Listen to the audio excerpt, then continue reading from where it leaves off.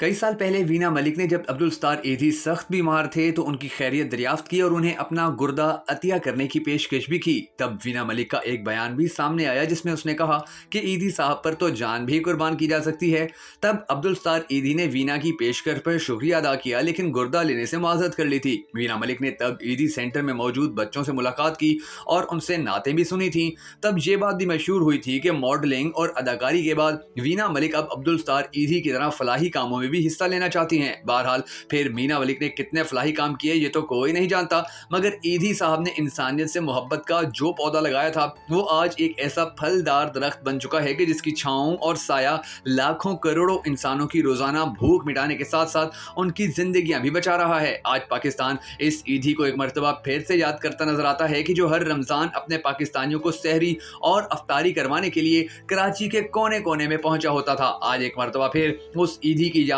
पूरी पाकिस्तानी कौम को आ रही है कि जो आटे का ना होना कोई बहाना नहीं बनाता था, बल्कि वो हर गरीब को खाना खिलाता था, हर बेवारिस बच्चे को उठाकर अपने पास ले जाता था। इस रमजान में ईदी एक मरतबा फिर हमें बड़ी शिद्दत से याद आया है कि जब पाकिस्तानी कौम ने मजबूरी की हालत में फ्रूट बाइकॉट का आगाज किया। अल्लाह तबारक व तआला ईदी साहब को जन्नतुल फिरदौस में आला मकाम अता फरमाए और उनकी तमाम मेहनतें और उनके तमाम काम को कबूल फरमाए। अगर आप भी ईदी साहब के लिए कि जो कि मोहसिन पाकिस्तान है होने वाली इस दुआ में शामिल होना चाहें तो कमेंट सेक्शन के अंदर आमीन जरूर लिख दीजिएगा, क्योंकि ईदी साहब ने हम सबको जो दर्स दिया था वही दर्स दरअसल पूरी दुनिया के अमन और पूरी दुनिया के अंदर खुशहाली लाने का सबसे बड़ा सबक है। ईदी साहब ने बगैर किसी मसलक के फ़र्क के, बगैर किसी नस्ल के फ़र्क के, बगैर किसी कौमियत के फ़र्क के या बगैर किसी लासानियत के फ़र्क के उन्होंने सबको यकसा नज़र से देखा था। और यही वजह है कि उन्होंने जिन लाखों बच्चों की ज़िंदगियां बचाई, जिन हज़ारों ज़ख्मियों को अस्पताल पहुंचाया और जिन सैकड़ों लोगों को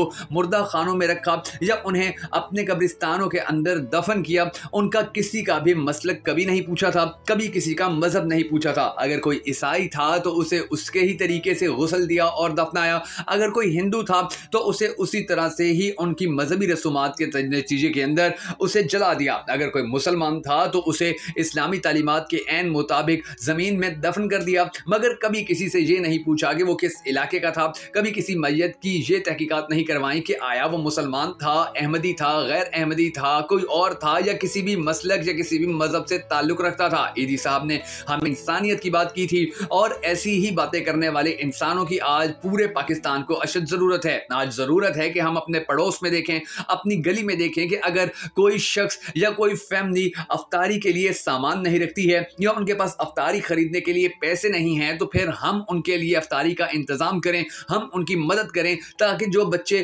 खाना नहीं खा सकते वो खाना खा सकें, ताकि जो बच्चे फ्रूट नहीं खा सकते वो फ्रूट खा सकें, ताकि जो बच्चे रात को भूखे सो रहे हैं वो भूखे ना सोएं। यकीन जानिए कि अगर हम अपनी लाखों करोड़ों रुपए की मालो दौलत जमा करने के बजाय लोगों के ऊपर वो वक्फ करना शुरू कर दें तो शायद हम भी वो कल्बी सुकून और इज्जत और एहतराम हासिल कर सकते हैं कि जो ईदी साहब ने दुनिया और आखिरत में हासिल किया।